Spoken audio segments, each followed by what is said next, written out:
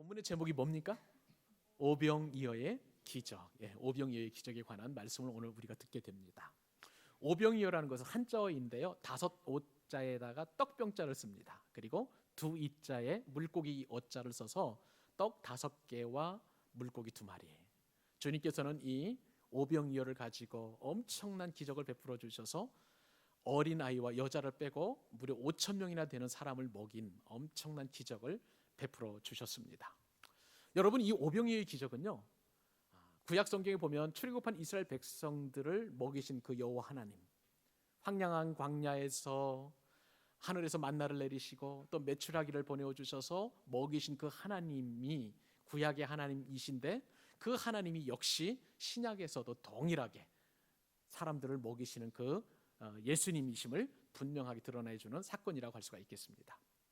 여러분, 이 기적은요 엄청난 기적이라서 사복음서 모두가 다 기록하고 있어요. 그래서 오늘 본문에 마태복음 14장, 그리고 마가복음에는 6장에 기록되어 있고요, 누가복음에서는 9장, 그리고 요한복음에서는 6장에서 기록을 하고 있습니다.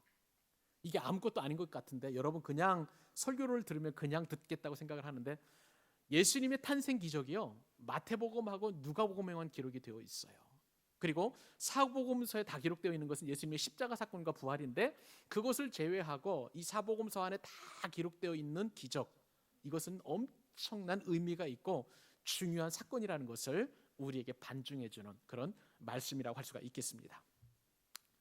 오병이어의 기적은 원래 가능합니까? 불가능합니까? 여러분, 상식적으로 불가능합니다. 그럼에도 불구하고 예수님께서 이처럼 오병이어의 기적을 베풀어 주신 것은 구약의 이스라엘 백성들은 그 먹이신 여호와 하나님이 바로 예수님이신 것을 드러내주는 그런 귀한 기적의 사건이라고 할 수가 있겠습니다. 저는 오늘 말씀을 통해서 여러분 한 분 한 분이 오병이어의 기적을 누릴 수 있기를 바랍니다. 그런 말씀으로 일주일 동안 말씀을 준비하는데 얼마나 행복한지요. 이 말씀을 듣는 여러분 한 분 한 분들이 그 기적의 주인공 되실 수 있기를 바랍니다. 이 은혜의 풍성한 잔치에 여러분 모두를 초대합니다.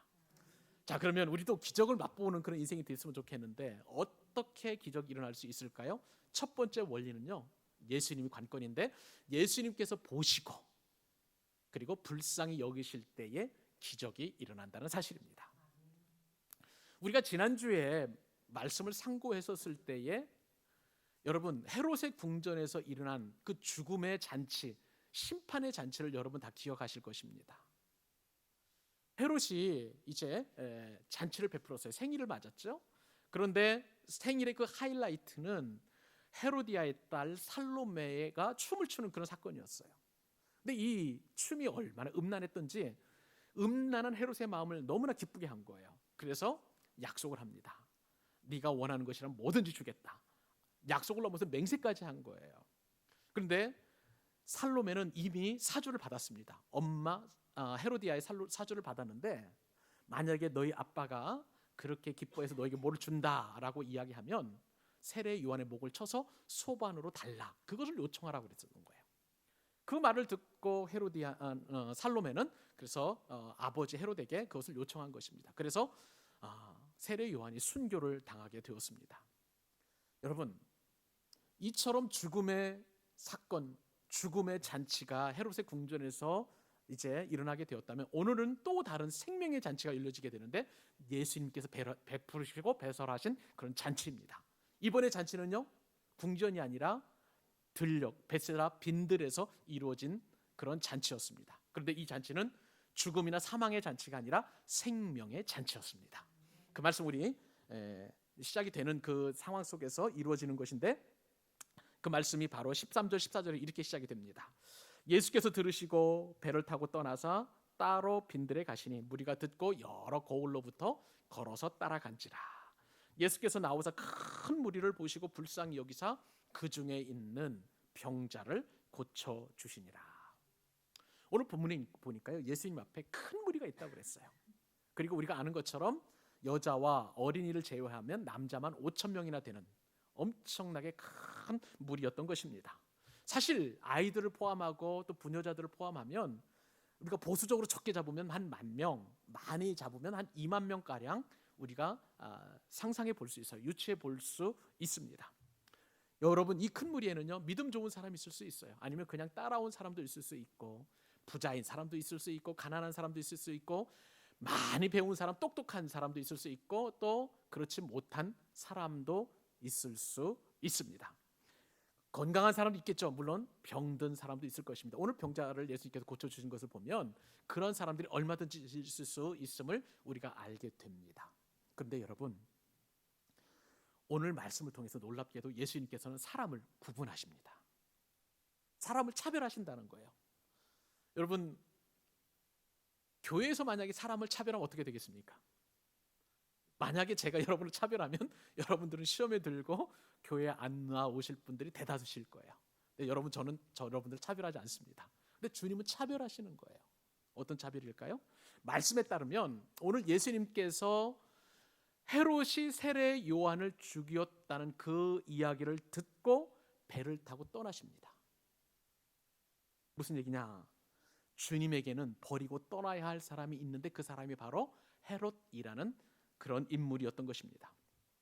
놀랍게도요, 누가복음 3장 23절, 13장 23절 말씀에 따르면 이 헤롯을 여우라고 표현하고 있습니다.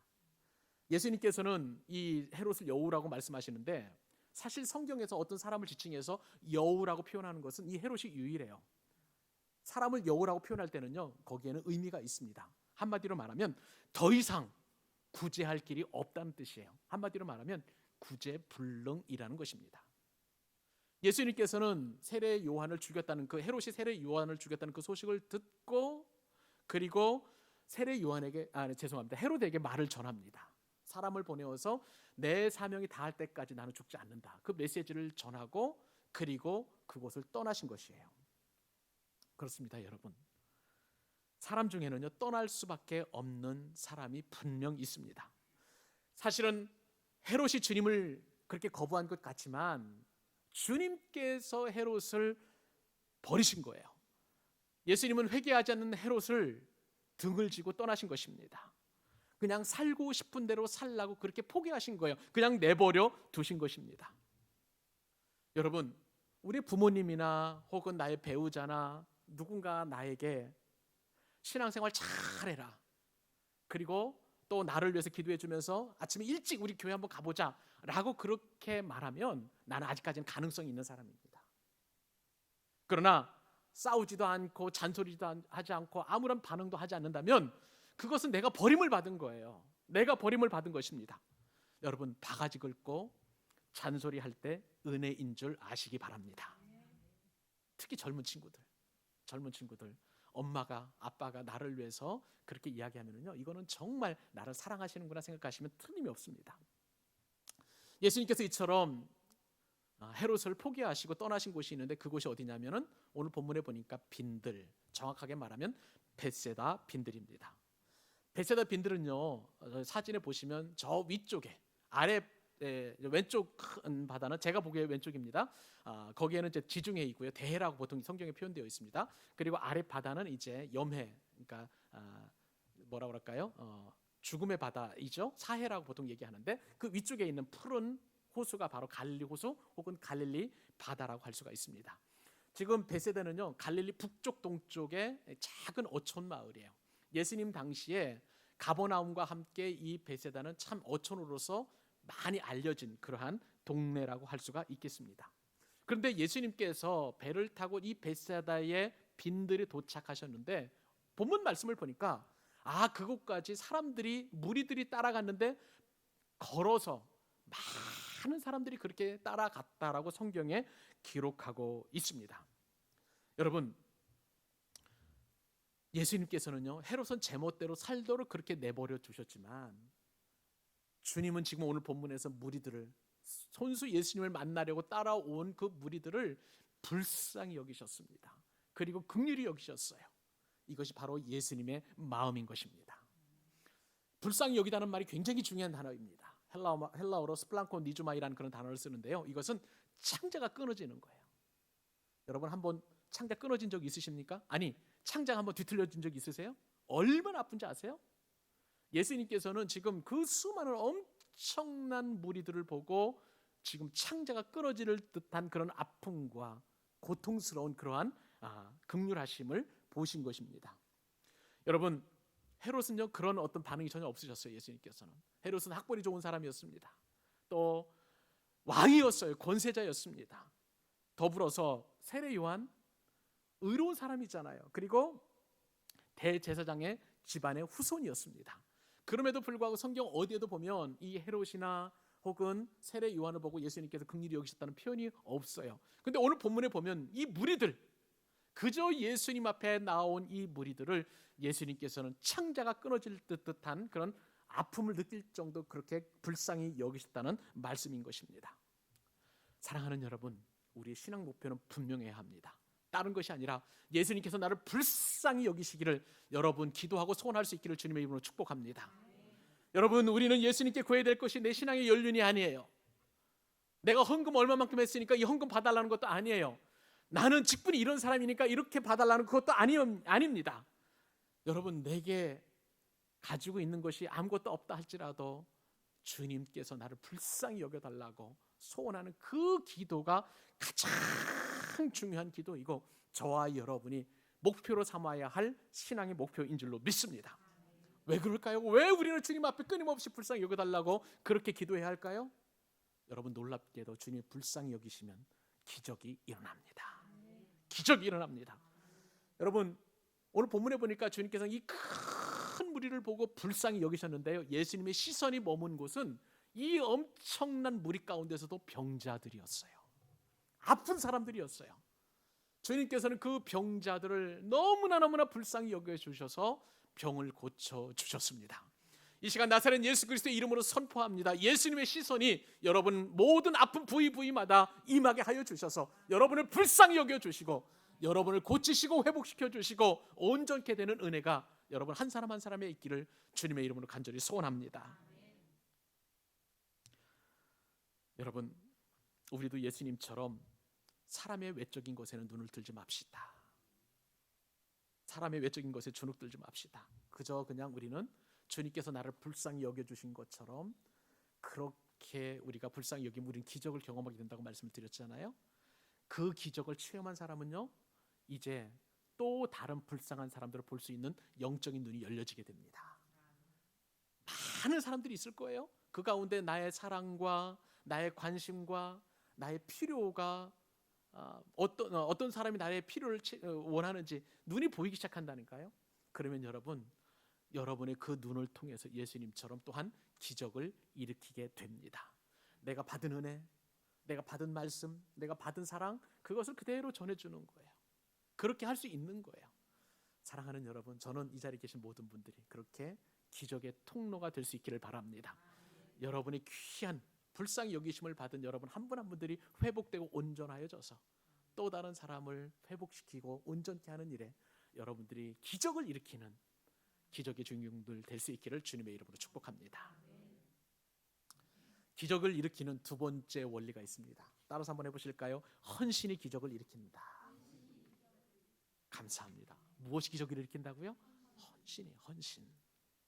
여러분, 예수님께서 큰 무리를 불쌍히 여기셨죠? 그 가운데의 병자들을 특별히 보시고 고쳐주시는 동안 어떤 일이 벌어지게 됐냐면요, 시간이 많이 흘렀습니다. 해가 뉘엿 저물어서 이제 저녁이 되고 밤이 된 거예요. 자, 제자들에게도요, 예수님을 닮아서 무리를 생각하는 그런 마음이 없지 않아 있었습니다. 그래서 무리가 배고픈 것을 알고 예수님께 이 문제를 어떻게 해결할까 나름대로 제안을 하는데요. 그런데 제자들은 예수님께 드리는 말씀을 보면 우선 안 되는 것부터 먼저 말하는 것을 보게 됩니다. 어쩌면 그렇게 제자들의 심령이 우리와 똑같은지, 아니 여러분이 아니라면 왜 저처럼 똑같은지, 저와 똑같은지 저는 말씀을 묵상해 보면서 가슴 찔리는 그런 회개를 하게 되었는데요. 여러분, 안 되는 이유부터 말하는 제자들의 말을 한번 읽어볼까요? 자, 15절부터 같이 한번 읽어볼까요? 15절 16절 시작. 저녁이 되매 제자들이 나와 이르되 이곳은 빈들이요 때도 이미 저물었으니 무리를 보내어 마을에 들어가 먹을 것을 사 먹게 하소서. 예수께서 이르시되 갈 것 없다 너희가 먹을 것을 주라. 제자들에게 이 배고픈 문제를 해결하기 위해서 제안을 하는 제자들의 그 말 가운데는요, 부정적인 것부터 먼저 시작하는 거예요. 안 되고 안 되니까 안 됩니다, 이렇게 얘기하는 거예요. 자, 무엇이 부정적일까요? 첫 번째, 이곳은 빈들이라는 거예요. 아무것도 없다는 거예요. 먹을 것이. 두 번째는 이미 저물었다는 거예요. 깜깜하니까 어떻게 할 수 있는 방법이 없습니다. 지금 그 얘기를 하는 거예요. 예수님도 모르는 거 아니잖아요. 더군다나 자기도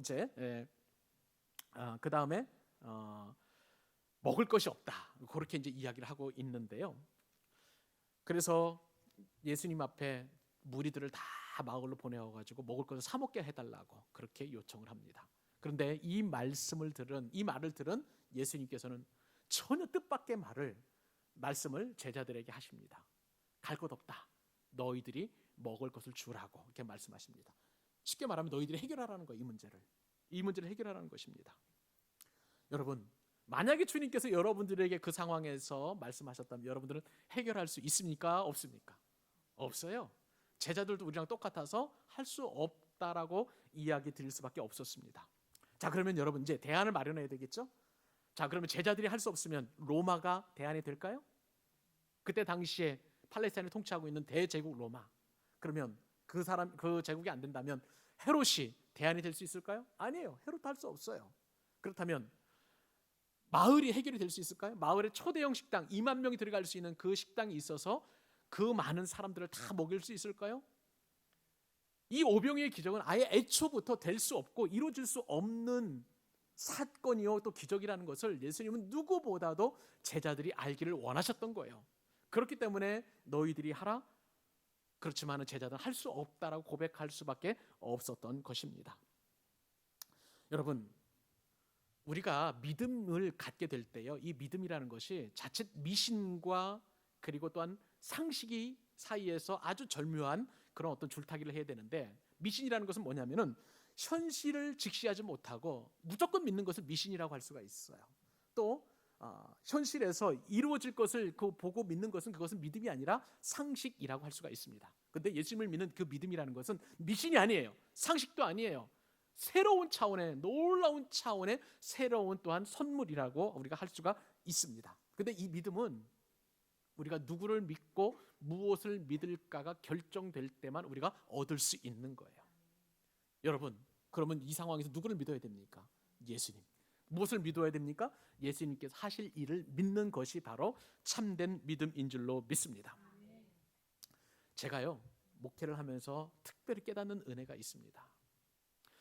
이 말씀이신 예수님이신 그 말씀을 깊이 우리가 묵상하고 말씀에 들어가게 되면, 은혜를 얻게 되면은요, 모든 인생의 문제가 풀려지는 은혜를 경험하게 되고 기적이 일어나는데, 그렇게 말씀과 가까워지면 가까워질수록, 그러니까 예수님과 가까워지는 것이죠. 놀랍게도 내가 원치도 않았던, 내가 꿈도 꾸지 못했던 그런 육적인 필요들이 다 채워지는 은혜를 경험하게 됩니다. 우리 교회, 우리 모든 성도들은 그런 은혜를 누리실 수 있기를 바랍니다. 그런데 말씀과 멀어지면, 쉽게 말하면 예수님과 멀어지게 되면은요, 아무리 쉬운 일도 꼬일 대로 꼬이는 거예요. 그래서 해결이 안 되는 거예요. 혹시 여러분의 삶 가운데 문제가 이렇게 도출이 되었을 때에 내가 왜 이렇지? 혹은 왜 이렇게 문제가 꼬이지 하면은요, 과연 내가 예수님이신 그 말씀 앞에 온전히 서 있는지, 관계가 가까운지를 점검해 보실 수 있기를 바랍니다. 여러분, 말씀이 트여야, 말씀의 은혜가 받아야, 말씀이 깨달아져야 이처럼 인생의 문제가 해결될 수 있는 거예요. 오늘 본문에 보니까 예수님과 함께 있으면서도 제자들은 안 되는 이유를 말해요. 안 되는 까닭을 말합니다. 그리고 불평과 불만을 하는데 주님께서는 말씀으로써 해결책을 제시해 주십니다. 그 말씀이 바로 17절 18절 말씀, 같이 한번 해결책 축복으로 우리 같이 한번 받으십시다. 시작. 제자들이 이르되 여기 우리에게 있는 것은 떡 5개와 물고기 2마리 뿐이니이다. 이르시되 그것을 내게로 가져오라 하시고. 여러분, 제자들이 마련한 게 있죠? 떡 5개와 물고기 2마리였습니다. 이것을 요한복음에 보니까, 요한복음 6장에 따르면 이 한 아이의 도시락이었던 거예요. 물고기 2마리와 떡 5개가요. 근데 놀랍게도 이 아이는 이름도 없어요. 그런데 자신이 가져온 도시락을 예수님 앞에 기꺼이 드렸습니다. 이것이 바로 아이의 헌신이었습니다. 오병이어의 기적은요, 이 아이의 작은 헌신으로부터 시작되었음을 여러분 믿으시기 바랍니다. 근데 참 이 아이가 드린 이 떡 5개와 물고기 2마리를 보면은요, 너무나 초라한 것이었어요. 우선 이 떡이라는 것은 히브리 말로 마슈나라고 하는데요. 이 마슈나는 그냥 보통 떡이 아니라 쉽게 말하면 우리식으로 말하면은 개떡, 그것보다 더 안 좋은 그 어떤 식량이라면 혹시 술 찌김이라는 거 여러분 아시나요? 술 담그고 나면 그 찌김이들, 어른들은 대부분 고개를 끄덕끄덕 하시네요. 그거예요, 그거. 두부 만들고 난 콩 비지 같은 거. 그러니까 이것은요, 마슈나는 사람이 어쩔 수 없이 먹는 거지 대부분 짐승의 밥으로 주는 그러한 떡이었습니다. 또 물고기라고 할 때에 이 물고기는 보통 성경에서는 익투스라는 단어를 씁니다. 오늘 본문 마태복음에서도 익투스라는 단어를 쓰는데 이 익투스는 그냥 일반적인 물고기예요. 근데 우리가 이 익투스가 유명한 것은 여러분 왜 운전하다 보면 자동차 앞차에 보면 뒤쪽에 이거 항상 물고기 표시 다는 거 아시죠? 그게 바로 익투스예요. 저게 보면 영어로 보면은 IX, 그다음에 이게 세타라는 거 이제 헬라어인데 그리스어인데, 그다음에 Y 같은 것, 그다음에 이렇게 되어 있는 게 시그마입니다. 그래서 이게 뜻이 뭐냐면 익투스가 이수스, 그러니까 예수라는 거예요. 헬라 말로 이수스라고 합니다. 그다음에 X는 크리스투스, 그리스도, 가운데 세타가 있는 건 페오스, 하나님, 그리고 이오스는 아들, 그다음에 시그마 이렇게 표시되어 있는 것은 소테르라고 그래서 구원이라는 뜻입니다. 예수 그리스도 하나님의 아들 구세주라는 그런 뜻을 가지고 있는 거예요. 여러분, 그런데 이 익투스는요 그냥 물고기가 아니라 보통 그때 당시에 보면 익투스는 굉장히 좋은 물고기였습니다. 갈릴리 어부들이 이제 그물을 던져서 이제 그 고기를 잡잖아요. 그러면은 그 고기를 어떻게 하냐면 좋은 물고기, 좀 이제 상품성이 있는 물고기들은 어부들이 가지고 갑니다. 그래서 집에서 먹거나 내지는 시장에 내다 파는 거죠. 반면에 먹을 수 없는 작은 고기들이 있어요. 잔챙이들. 그 물고기들은 그냥 해변에 버립니다. 그러면 가난한 집에 있는 사람들이 나와서 그 물고기들을 다 주워다가 소금으로 염장을 해요. 그래가지고 반찬으로 먹는 것입니다. 이것을 바로 이제 헬라어에서 여러분 그 실라보스에 적어드린 대로 옵사리온이라고 적어드렸는데, 오늘 본문에 나오는 이 어린아이가 드린 이 작은 도시락은요, 가난한 집에 사는 아이가 드린 떡 5개, 술찌끼미와 같은 콩비지와 같은 그것과 그리고 소금으로 절인 작은 물고기 옵사리온이라는 것을 볼 때에 얼마나 초라하고 얼마나 가난한 음식이었는지 그렇게 우리가 생각해 볼 수 있는 것입니다. 그런데 여러분, 이것을 이 아이가 기꺼이 예수님께 헌신함으로 말미암아 5천 명이 먹고도 남는 풍성한 그런 기적을 경험하게 된 거예요. 헌신이 기적을 일으키는 것입니다. 여러분, 아이는 특별한 걸 드린 거 아니에요. 그냥 가지고 있는 것, 자기가 가지고 있는 것, 너무나 초라하고 보잘것없는 것을 예수님 앞에 그대로 드렸을 뿐인 것입니다. 예수님은 아이의 작은 헌신으로 말미암아 오병이어의 기적을 베풀어 주신 것입니다. 사랑하는 여러분, 그렇습니다. 하나님께서 내게 기적을 베풀기 위해서 요구하시는 것이 있는데 그것은 특별한 것이 아니에요. 나에게 있는 것, 그리고 내가 할 수 있는 그 작은 것을 예수님께서는 원하시는 것입니다. 여러분에게 시간이 있습니까? 시간이 있으면 여러분, 우리는 전도지도 접을 수 있고요, 또 시간이 있으면 교회에서나 혹은 우리가 처한 곳에서 얼마든지 누군가를 위해서 중보기도 할 수 있는 것입니다. 내게 있는 작은 달란트, 그 달란트를 통해서 주님께서는 영광을 받으시고 또한 많은 사람들을 귀한 일에 쓸 수 있는 그런 은혜를 덧입게 되는 거예요. 저는요, 어제 우리 그 이용 형제 그리고 이지은 자매 가정을 신방을 하게 되었는데 제가 깜짝 놀란 은혜를 경험하게 되었어요. 제가 예전에 그 잡지사, 밥 먹고 살기 위해서 다녔던 그 잡지사, 그것을 하나님께서는 이제 활용을 하셔서 교회 주보 뒤에 칼럼을 쓰게 하시잖아요. 그런데 그 칼럼을 읽고 두 분이 우리 교회를 나오셨다는 거예요. 그러니까 저 같은 사람도 하나님이 쓰신다니까요, 여러분.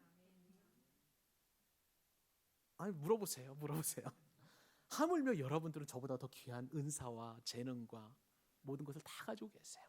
하나님께서는 바로 그것을 사용하셔서 기적을 베푸시기 원하십니다. 이런 놀라운 기적의 주인공 될 수 있기를 주님의 이름으로 축원합니다.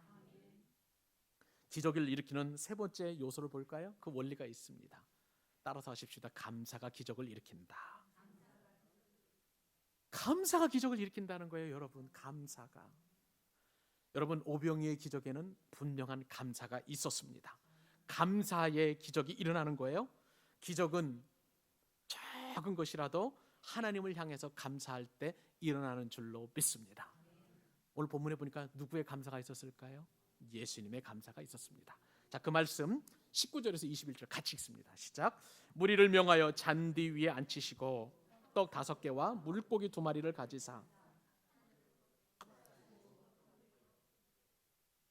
제자들이 무리에게 주니 다 배불리 먹고 남은 조각을 12바구니에 차게 거두었으며 먹은 사람은 여자와 어린이 외에 5,000명이나 되었더라. 아멘. 여러분, 예수님께서 지금 하신 모습을 잘 그려보세요. 예수님께서는 지금 제자들을 통해서 떡 5개와 물고기를 2마리를 받으셨습니다. 그리고 그것을 가지고 하늘을 우러르셨어요. 하늘을 바라보신 것이죠. 그리고 축사하셨습니다. 이 축사라는 것은 여러분 한자어인데 빌축자의 감사사자예요. 그러니까 감사를 빈 거예요. 감사 기도를 하나님 앞에 올려드린 것입니다. 그러자 여러분 이 예수님의 감사 기도는 모든 불가능을 깨뜨리는 능력의 기도가 된 줄로 믿습니다. 모든 악조건을 이겨내는 그런 신비스러운 능력의 기도가 된 줄로 믿습니다. 다른 게 없어요. 감사 기도예요. 감사 기도. 사랑하는 여러분, 불가능한 조건 우리를 아까 다 살펴보았잖아요. 저물어 가는 해입니다. 그리고 어둑어둑 몰려오는 어둠이에요. 성경에서 어둠은 불가능을 말하는 거예요. 절망의 상태를 말하는 거예요. 더군다나 수많은 무리가 있었습니다. 남자 장정만 5,000명이라니까요. 많으면 2만 명이라는 것, 그 사람들이었습니다. 그리고 이 빈들에는 아무것도 없는 광야예요. 먹을 것이 아무것도 없었습니다. 예수님의 감사는 이런 모든 불가능한 것들을 다 이겨내는 능력과 기도가 되어서 오병이어가 아무리 공급해도 나누어 주어도 줄어들지 않는 엄청난 기적을 일으키게 되었다는 거예요. 12제자 중에 빌립은 생각을 했었습니다. 무리 가운데에 그냥 요깃거리만 나누어도 단순하게 계산해도 200데나리온이라는 엄청난 돈이 들어갈 것을 그런 계산을 했었던 거예요. 그런데 예수님께서 나누어 주신 떡 5개와 그리고 물고기 2마리를 보니까 모든 사람들이 다 배불리 먹었다고 그랬어요. 그리고 12바구니나 남는 그런 엄청난 능력이 이 감사 기도를 통해서 나타나게 되었던 것입니다. 사랑하는 여러분, 여러분의 삶은 어떻습니까? 혹시 여러분의 삶이 빈들처럼 아무것도 없고 가능성을 찾아볼 수 없는 그런 빈들과도 같은 그런 상황입니까? 길은 못 찾겠고 또 흑암과 공포와 환란이 여러분을 혹시 둘러싸고 있습니까? 특히 요즘 이 우한 폐렴을 보면서 참 우리가 할 수 있는 게 아무것도 없는 거라는 것을 알게 됩니다. 우리 처한 상황들이 이 빈들과도 똑같은 거예요. 가능성이 없어요. 그렇게 과학이 발달하고 또 의학이 발달했음에도 불구하고 이것을 이겨낼 수 있는 백신 하나 전 세계에서 발견할 수 없고 개발해낼 수 없는 것을 보면서 우리는 한없는 무력감을 느낍니다. 이때 필요한 것은 오병이어의 기적입니다. 사랑하는 여러분, 이 상황에서 우리는 절망해야 돼요? 아니에요. 예수님처럼 감사하실 수 있기를 바랍니다. 감사할 수 없는 상황이 있잖아요. 특히 우리 김용민 집사님 같은 경우는 이것은 굉장히 심각한 문제예요. 폐렴이니까. 그런데 여러분, 이 상황 속에서도 우리의 연약함 알게 하시니 감사합니다. 하나님, 이 사건을 통해서 우리는 하나님께서 온 세계를 주장하는 분이심을 믿습니다. 의사도 아니고 과학자도 아니고 대통령도 아니고 이 문제를 해결할 분은 오직 예수님이십니다. 모든 인류가 예수님을 거역하고 예수님을 배반했던 모든 사람들이 이 사건을 통해서 오직 예수님만이 고치실 수 있음을 믿게 하여 주심을 감사합니다. 그렇게 여러분, 저와 여러분 오늘부터 감사기도 하십시다. 그러면 그 감사기도가 기적을 일으키는 것입니다. 여러분의 상황 속에서도 어려운 빈들과도 같은 상황이라면 감사 먼저 하십시오. 오늘 본문 잘 보시면은요, 예수님께서 감사하신 것은 이미 5,000명이나 먹고도 남음이 있는 모든 떡과 물고기가 만들어져서 감사한 게 아니에요. 이 모든 환경들이 이루어지기 이전에 하나님 앞에 감사했던 것이에요. 그러므로 감사기도가 놀라운 기적의 요소가 되었던 거예요. 사랑하는 여러분, 여러분의 상황 속에서도 미리 감사의 기도를 드릴 수 있기를 바랍니다. 아까 제가 헌금을 드릴 때 여러분 앞에 그런 기도를 드렸어요. 감사할 수 없는 상황 속에서도 드린 감사가 실제 감사가 되게 하여 주옵소서. 그 기적을 맛보는 사랑하는 우리 귀한 광교 사랑의 교회 교우들 되실 수 있기를 주님의 이름으로 축원합니다. 감사, 어떻게 또 기적이 일어날 수 있을까요? 마지막 원리입니다. 그것은 순종이 기적을 일으킨다는 사실입니다. 여러분, 오병이어의 기적에는요, 그저 예수님의 말씀을 믿고 따르는 전적인 순종이 있었습니다. 대표적인 순종이 한 아이의 순종이었습니다. 왜냐하면 자신의 도시락을 기꺼이 예수님께 드리는 그런 순종이 있었기 때문에 그렇습니다. 요한복음 6장 8절에서 9절 말씀에 따르면요, 이 아이의 순종이 아주 두드러지게 드러나게 되는데요, 이렇게 기록되어 있습니다. 제자 중 하나 곧 시몬 베드로의 형제 안드레가 예수께 여짜오되, 자, 여기 한 아이가 있어 보리떡 5개와 물고기 2마리를 가지고 있나이다. 그러나 그것이 이 많은 사람에게 얼마나 되겠사옵나이까. 저는요, 믿음의 눈을 들어서 이 오병이어의 그 자신의 도시락을 헌신한 아이가 어떤 아이일까를 한번 상상해 보았습니다. 여러분, 이 아이는 분명히 베세다에 사는 그런 아이였을 거예요. 그런데 어느 날 갑자기 예수님이라는 분이 딱 오셨는데, 이상한 나라 이야기를 하는 거예요. 그리고 그 말씀에 따라서 많은 사람들이 감동을 받고, 또 병자를 고치고, 또 그다음에 귀신을 쫓아내고 하는 이런 엄청난 기적을 일으키는 거예요. 그래서 이 아이에게는 이분 한번 만났으면 좋겠다는 그런 간절한 소망이 있었습니다. 그래서 엄마한테 부탁을 한 거예요. 엄마, 나 저분 한번 만나고 싶어. 허락해 줘. 엄마는 마지못해 허락했을 거예요. 그러면서 분명하게, 이제 네가 가면은 혹시 시간이 많이 지체될지 모르니까 내가 너에게 도시락을 싸줄게. 가난하지만 그래도 아이가 먹을 수 있도록 떡 5개와 물고기 2마리를 이제 도시락으로 싸주었습니다.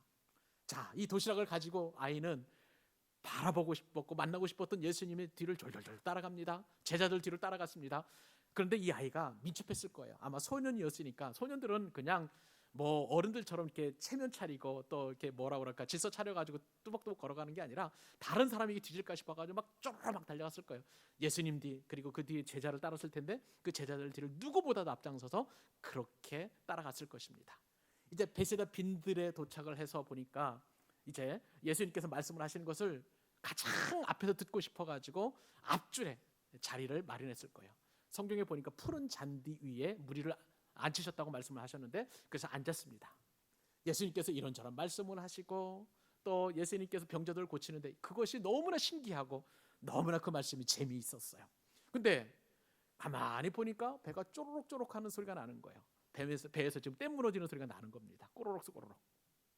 근데 도시락을 먹고 싶은데 주위를 둘러보니까 그 누구도 도시락을 먹는 사람들이 아무도 없었어요. 그래도 그냥 또 주님의 말씀이 좋으니까 그대로 듣고 있었습니다. 근데 보니까 날이 어둑어둑해쯤 되니까 예수님께서 하시던 말씀을 다 멈추시고 제자들에게 먹는 얘기를 하는 것을 듣게 되었습니다.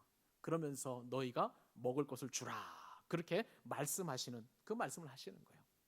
그 말씀을 들은 12제자 가운데 안드레가 이제 먹을 것이 없는지 이리저리 둘러보았겠죠. 그리고 마침 이 아이의 도시락을 발견하고 그리고 예수님 앞에 드렸던 것입니다. 아이는요, 예수님께 드리는 것이 하나도 아깝지 않았어요. 기꺼이, 자신도 배고팠지만 그런데 이것을 드리는 것을 아마 기쁨으로 여겼을 것입니다. 사랑하는 여러분, 남자 장정만 5,000명이라고 그랬어요. 그러면은 이 수많은 사람들 가운데 도시락을 지참한 사람이 비단 이 아이 하나뿐이었을까요? 저는 그렇지 않다고 봅니다. 많은 사람들도 이렇게 떡을 가지고 있었을 거예요. 그런데 그 떡을 예수님께 바친 사람은 오직 이 작은 아이 하나밖에 없었던 거예요. 어른들은요, 쉽게 자기네 것을 내놓지 못합니다. 아까운 거예요. 그리고 내가 먹어야지 하는, 나 먼저 챙기는 그런 습관이 있기 때문에 그렇게 내놓지 못합니다. 그런데 아이는 순수했어요. 자신의 것을, 자신도 배가 고프지만 얼마든지 예수님께 드리는 것을 기뻐함으로 그런 순종을 드렸던 거예요. 사랑하는 여러분, 저와 여러분이 결심하십시다. 아이와도 같이 계산하지 않는 순수한 순종을 주님 앞에 드리십시다. 그 순종을 통해서 주님은 기적을 베푸시는 거예요. 그러면 누가 유익일까요? 내가 유익이 되는 것입니다. 오늘 본문에 보면은요, 또 다른 사람의 순종이 있습니다. 예수님의 12제자 가운데의 안드레입니다. 예수님의 12제자 가운데 안드레는요, 예수님께서 너희가 먹을 것을 주라 했었을 때에 다른 제자들은 그렇지 않았을지 모르겠습니다. 그런데 안드레는요, 행동파예요. 그리고 주님이 말씀하신 무조건 하는 것입니다. 이해하는 거예요. 그리고 나서 무리 가운데 혹시 먹을 것이 없는지를 찾아낸 사람이었어요. 그리고 발견했는데 한 아이가 싸운 도시락이었습니다. 그래서 아이한테 양해를 구하고 이거 예수님께 드려도 되겠니? 했더니 예 하면 그 아이의 도시락을 예수님께 드린 것을 보게 됩니다. 왜 안드레도 이것이 불가능한 것일까? 안드레 말을 보면은요, 지금 오병이어는 가지고 있지만 이것을 가지고 나머지 사람들 어떻게 다 먹일 수 있겠습니까? 지금 그렇게 의심의 말을 하고 있는 것을 보게 됩니다. 안드레 말이 그렇잖아요. 안드레 말이 그렇습니다. 그런데 안드레는 그럼에도 불구하고 예수님 앞에 이것을 드리기만 하면 이 순종을 통해서 주님이 큰 기적을 일으키실 것을 기대하고 이 문제를 해결하실 것을 기대하고 기꺼이 들었던 것입니다. 안드레의 순종이 기적을 만들어내는 줄로 믿습니다. 안드레의 순종은요, 전파가 되고 전염이 되었어요. 그래서 나머지 11 제자들도 그대로 순종하였습니다. 예수님께서는 제자들에게 두 가지를 명령하셨어요. 한 가지 명령은 사람들을 좀 작은 때로 모이라는 거예요. 50명씩 100명씩 앉히라는 거예요. 그러면은 이제 기적을 베풀 때 그것을 나눠줘서 수월하게 식사를 할 수 있는 그러한 방법이었던 것이죠. 그리고 나누어 주라고 했었을 때 제자들도 나누어 주었습니다. 여러분, 제자들은요, 그들 가운데서도 아무것도 기대할 수 없었을 거예요. 이것은 주님께서 말씀을 하셨지만 그대로 순종을 했지만 이미 눈에 보이는 것이 아무것도 없었음에도 불구하고 순종하기는 쉽지 않았을 거예요. 그럼에도 불구하고 제자들은 기꺼이 순종을 하였던 것입니다. 사랑하는 여러분, 이것이 바로 기적을 맛보는 원리인 줄 믿으시기 바랍니다. 계산하면 기적이 일어날 수 없어요. 이성적으로 판단하면 기적이 일어날 수 없어요. 예수님이 말씀하시면 예 하고 순종할 때에 반드시 기적은 일어나게 되어 있습니다. 사랑하는 여러분, 오늘도 사랑하는 하나님께서 여러분들에게 말씀하십니다. 여러분들에게 원하는 것, 여러분들이 또 기쁨을 맛볼 수 있는 것, 여러분들이 누릴 수 있는 축복을 주님은 준비하고 계시는 거예요. 관건은 순종입니다. 순종이 제사보다 낫다고 그랬어요. 순종하는 여러분들 되셔서 모든 기적을 맛볼 수 있기를 바랍니다. 여러분, 이 순종의 결과 기적이 일어나게 되었죠. 그리고 5,000명이나 먹고 남음이 있는 그 모든 음식이 얼마만큼 남았냐면요, 무려 12바구니예요. 왜 여러분 예수님께서는 그 남은 것을 다 먹으라고 했었을까요? 하나님이 주신 것, 예수님이 주신 것은 하나도 버리면 안 되는 거예요. 다 모아서 또 다른 생명을 살리는 일에 그것을 써야만 되는 것입니다. 하나님께서 우리에게 주신 것은 낭비할 게 아무것도 없어요.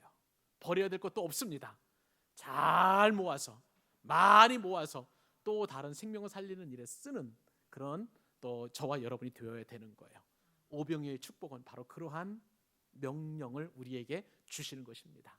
축복을 받은 자답게, 은혜를 받은 자답게, 그리고 기적을 경험한 자답게 하나님 주신 모든 것들을 나누어주는, 생명을 살리는 일에 저와 여러분의 모든 것을 쓰는 그런 귀한 축복을 누리실 수 있기를 바랍니다. 말씀을 맺습니다. 오병이어의 기적은 인간의 이성으로는 도저히 생각할 수 없는 놀라운 일입니다. 이 기적은 예수님이 어떤 분이신가를 분명히 드러내는 그런 사건이었습니다.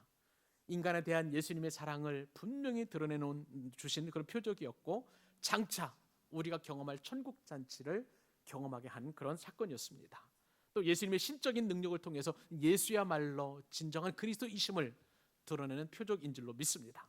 사도 요한은 단순히 이 사건을요, 그냥 사람들에게 먹을 것을 주는 사건으로 말하지 않습니다. 실제적으로 예수님께서 오병이어를 일으키신 그 이유가 분명한 이유가 있는데, 그것은 예수님이 생명의 떡이신 것을 나타내시기 위하여 오병이어의 기적을 말씀하여 주셨습니다. 사랑하는 여러분, 예수님은 생명의 떡이십니다. 우리는 이 땅을 살아갈 때 먹을 것을 구하지만 그 먹을 것은 먹으면 또 배고픕니다.